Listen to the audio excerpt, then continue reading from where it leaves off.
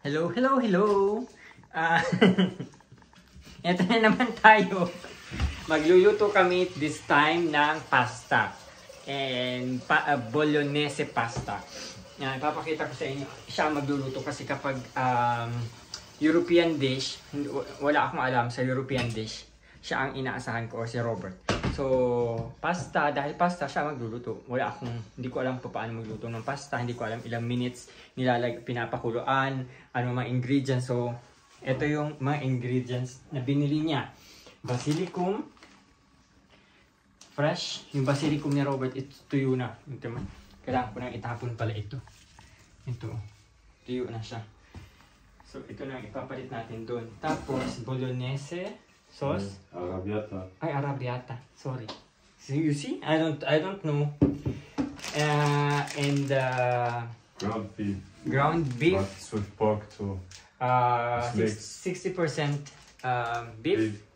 And then 40% pork. And Fish beef. fresh beef. And then spaghetti. And then ang gulo ng camera ko, Parmesan cheese. Sibuyas. Sibuyas. And ang special ingredients. Flynn. Ayan ang ating special ingredients. So, hindi ko alam kung paano yung gagawin. Panoorin na lang natin. So, kahapon, naubusan tayo ng pagkain ni Flynn. Ayoko nang maulit yun kasi Sunday, ilalagay ko siya dito. Good for 4 days. Tapos bibili pa ulit ako ng madami para may stock siya. Tapos ito is tapon na natin. Palitan natin ito.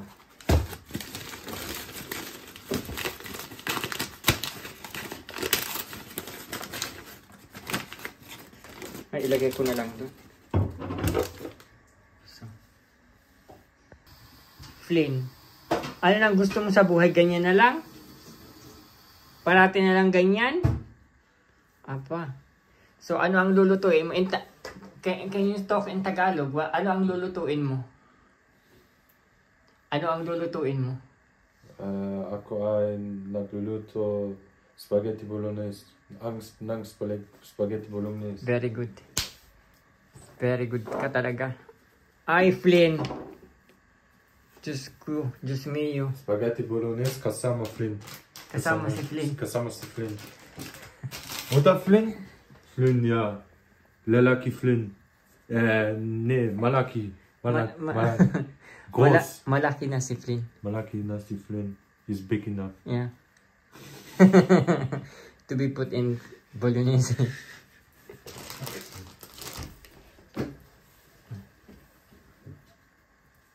Habang si Carol is nagluluto, ako is maglalaba. Tingnan mo yung labahan ko, tambak na naman. Dahil every 3 days ako nagpapalit. Kita niyo yung brief ko. Makita niyo yung brief ko. Diyos ko. Kakahiya naman. Saglit lang. Ang tawag dun, every 3 days ako nagpapalit ng bedsheet kasi simple umakyat. Pinakamatagal ng every 3 days. Normally 2 days. Nagpapalit na kami ng bedsheet. Kasi si Flynn,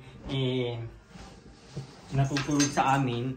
So, ayoko naman na mag-amoy aso kami. So, yan. Magastos kami sa kuryente these days. Pero, ganun talaga ang buhay. Alam nyo na ba ang history nito? Parati nakatarak sa ulo ko kasi kapag ako mag-isa dito sa bahay, pag tinatarak ko yan, I don't feel alone. Parang meron akong someone with me na, kasi diba si Robert, parati kong sinasabi sa inyo na parating nasa holiday. Ngayon na naman, 1 week na naman, 9 days yata siya nasa Hungary, sa Bucharest. Tapos,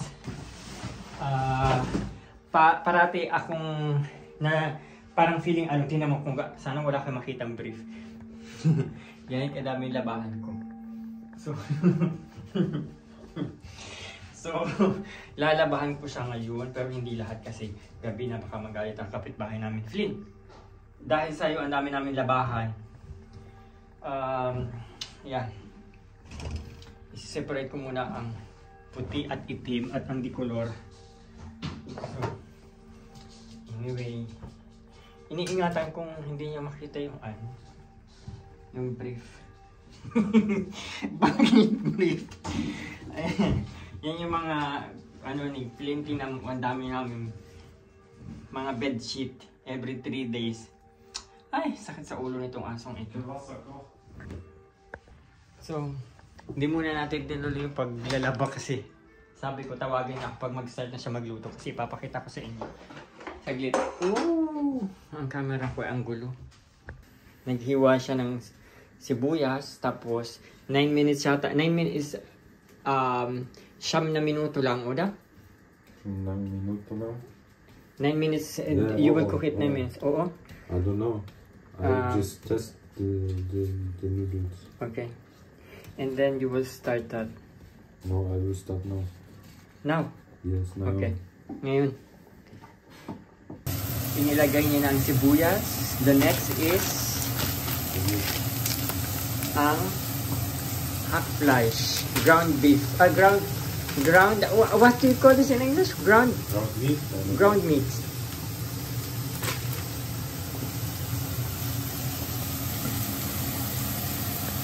So, nilagay na din ang ground beef.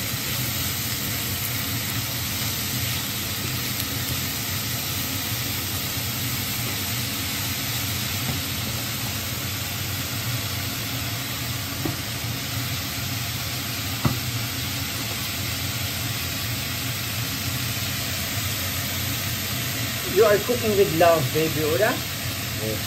You are always cooking with love. Of course, naman. Naman.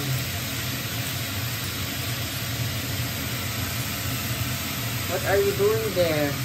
Yes. Pepper. Pepper. We're not using pepper? It looks like not a pepper, what you are doing. Huh? Aso. You don't get my joke. You don't get my joke.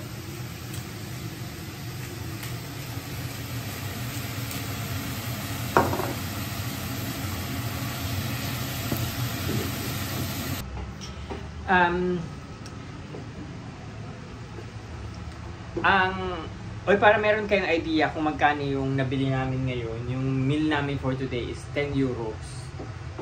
Kasi ito yung food ni Flynn, tsaka bumili pa ako nito, minus yun, 15 euros yung binayaran namin, minus yung itong binili kong pagkain fee. So 10 euros lang yung meal namin ngayon.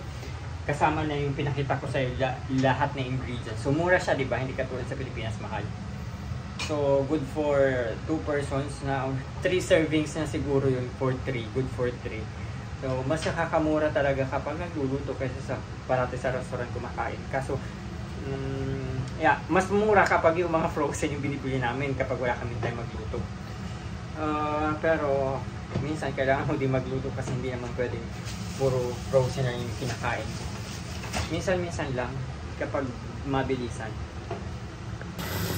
So, ibinuhos niya na ang sabaw. Ang sabaw, yung sauce, yung arrabbiata sauce. Kapag ano na daw, kapag na golden brown na yung meat.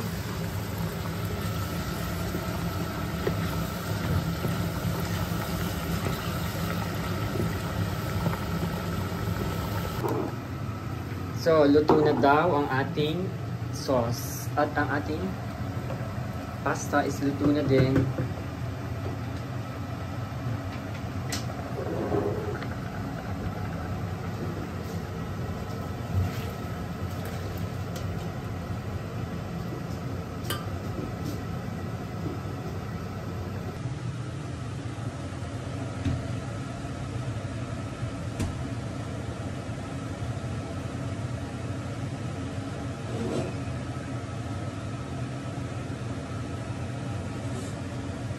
That is getting, Das genug? yeah.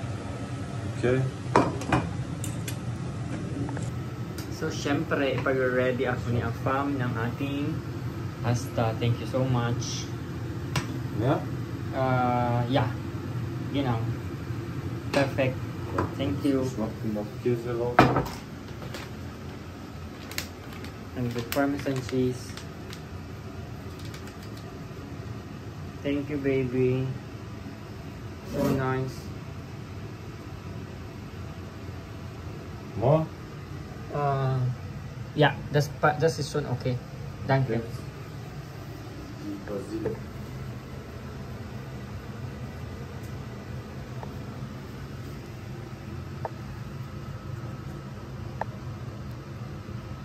Voilà. Danke. Thank you so much. What about you? So. Flynn, that is not for you.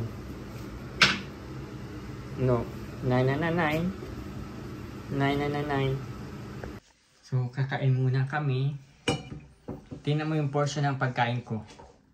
Sa portion ng pagkain na. I'm on a diet. Hindi talaga ako hindi ako malaking kumain, pero ang pagkain ko is mayat maya. Yung every time ako kumakain pero hindi madamihan. Okay. So baby, ito mo si Flynn. Oh, Flynn! What? Stop! So guten Appetit, baby. Ja, guten Appetit.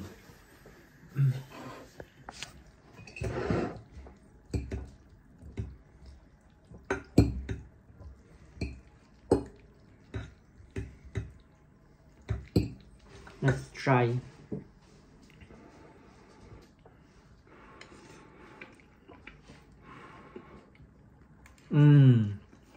Better than restaurant. Thank you so much, baby. My pleasure.